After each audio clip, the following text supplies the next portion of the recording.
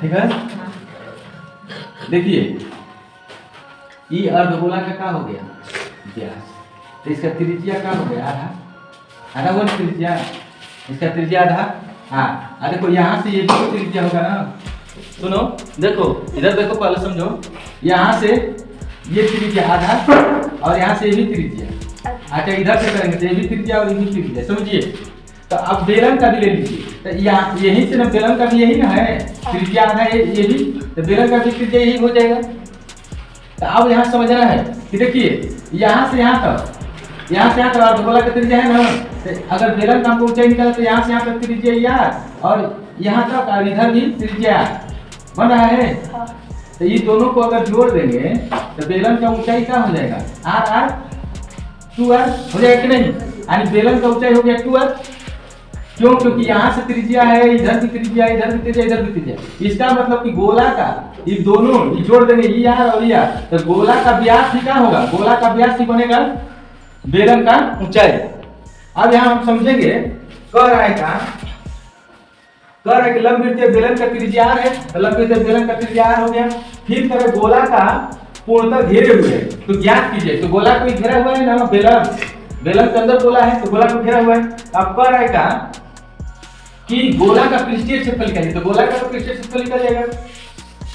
पहले हम लिख देते हैं बेलन क्या है ना, बेलन का त्रिज्या ना, तो लिखिए बेलन का त्रिज्या, तो बेलन का त्रिज्या r और बेलन के अंदर गोला है तो गोला का त्रिज्या, तो गोला का त्रिज्या बराबर हो जाएगा बेलन का त्रिज्या। इसका मतलब इसका भी त्रिज्या क्या हो जाएगा आर हो जाएगा, बेलन का भी त्रिज्या और गोला का भी त्रिज्या आर। बेलन का ऊंचाई अगर देखेंगे तो बेलन का ऊंचाई, तो बेलन का ऊंचाई x बराबर, बेलन का ऊंचाई मान लो ये हम लिख देते हैं ना त्रिज्या है कि r1 करते हैं। हाँ इस गोला का त्रिज्या इसको हम r2 करते हैं, इस तरह ठीक रहेगा नहीं, r1 r2, तो r2 यानी r1 r2 दोनों बराबर हो जाएगा। अब यहाँ पे ऊंचाई, तो ऊंचाई क्या हो जाएगा, देखिए यहाँ से त्रिज्या की त्रिज्या, अच्छा यही ले लेते हैं यहाँ से, तो यहाँ से यहाँ तक r फिर r, तो दोनों जोड़ देंगे तो 2r होगा, ऊंचाई में क्या हो जाएगा 2r। तो अब पहले पूछा उसको निकाल दीजिए, निकालना है गोला का पृष्ठीय क्षेत्रफल, तो गोला का पृष्ठीय क्षेत्रफल क्या होता है, तो गोला का पृष्ठीय क्षेत्रफल होता है 4 पाई ना, 4 पाई r1 मान ले हो तो r1 c square.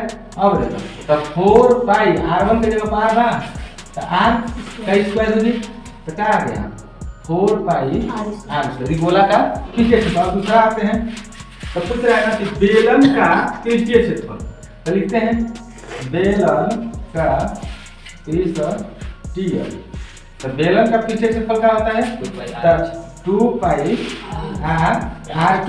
r2 IH।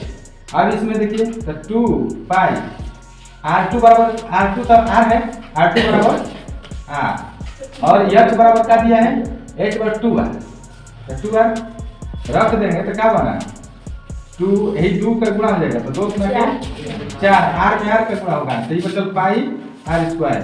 ये भी आ गया, गोला का भी कहाँ आ गया पृष्ठीय क्षेत्रफल 4 पाई r स्क्वायर, और बेलन का भी आ गया 4 पाई r स्क्वायर। आप पूछ रहे दोनों के पृष्ठीय क्षेत्रफलों का अनुपात, तीसरा में तो लिखेंगे पृष्ठीय क्षेत्रफलों का अनुपात, तो अनुपात बराबर, तो लिखेंगे गोला का पृष्ठीय क्षेत्रफल बटा में बेलन का पृष्ठीय क्षेत्रफल।